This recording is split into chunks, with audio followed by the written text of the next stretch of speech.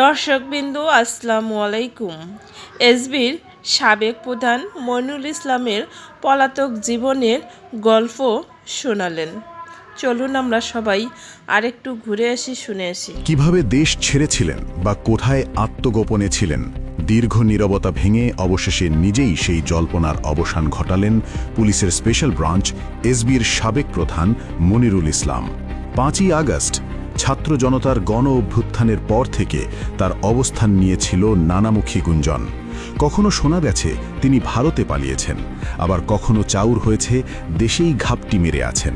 এর মাঝেই সম্প্রতি নিজের ভেরিফাইড ফেসবুক আইডি থেকে একটি স্ট্যাটাস দিয়ে নিজের অস্তিত্বের জানান দিলেন পুলিশের এই বিতর্কিত কর্মকর্তা।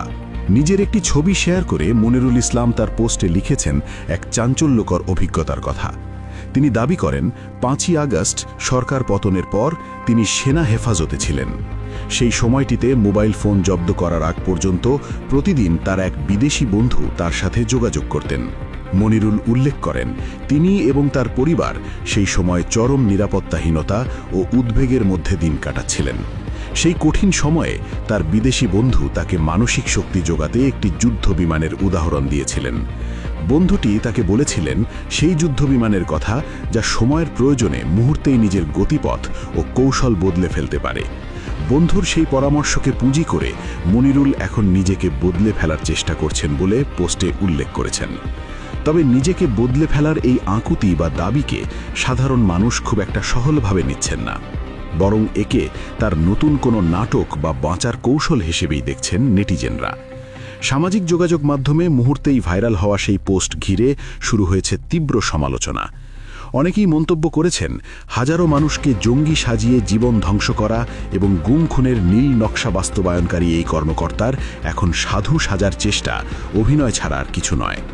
বিচারহীনতার সংস্কৃতি থেকে বাঁচতেই তিনি এখন খোলস বদলানোর পায়রা করছেন বলে মনে করছেন অনেকে।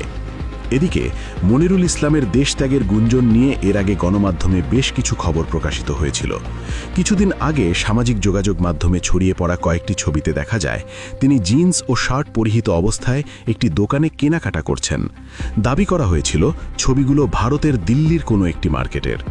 কিন্তু সাম্প্রতিক এই স্ট্যাটাসের পর এবং একটি গণমাধ্যমে পাঠানো বক্তব্যে মনিরুল দাবি করেছেন তিনি দেশেই আছেন। তিনি জানান ঢাকার রমনা এলাকায় নিজের সরকারি বাসভবনের আশেপাশেই তিনি অবস্থান করছেন এবং মাঝে মধ্যে সেখান থেকে ঘুরেও এসেছেন। ভাইরাল হওয়া ছবিগুলো প্রসঙ্গে তিনি বলেন সেগুলো 2022 সালের মার্চ মাসে মালদ্বীপ ভ্রমণের সময় দিল্লিতে ট্রানজিটের সময় তোলা। তবে মনিরুলের এই দাবির সঙ্গে একমত নন প্রবাসী সাংবাদিক ইলিয়াস হোসেন ও পিনাকি ভট্টাচার্য। তারা মনিরুলের পোস্ট শেয়ার করে অভিযোগ করেছেন এই পুলিশ কর্মকর্তাকে নিরাপদে দেশত্যাগের সুযোগ করে দিয়েছে একটি বিশেষ মহল। বিগত 15 বছরে আওয়ামী লীগ সরকারের অত্যন্ত আস্থাভাজন এই কর্মকর্তা নিজেকে ধরাছোঁয়ার বাইরে নিয়ে গিয়েছিলেন। বিরোধী মত দমনে অপরাধী নাটক সাজানোর কারিগর হিসেবে তার ব্যাপক পরিচিতি ছিল। যখনই আওয়ামী লীগ সরকার কোনো রাজনৈতিক সংকটে পড়ত তখনই মনিরুলের নির্দেশে কোথাও না কোথাও অপরাধের আস্তানার সন্ধান মিলত এবং জনদৃষ্টি ভিন্ন খাতে প্রবাহিত করা হতো বলে অভিযোগ রয়েছে। বিএনপি, জামাত কিংবা হেফাজতের নেতাকর্মীদের অপরাধী তকমা দিয়ে আন্তর্জাতিক মহলে ফায়দা লুটার মূল নকশাটি আসত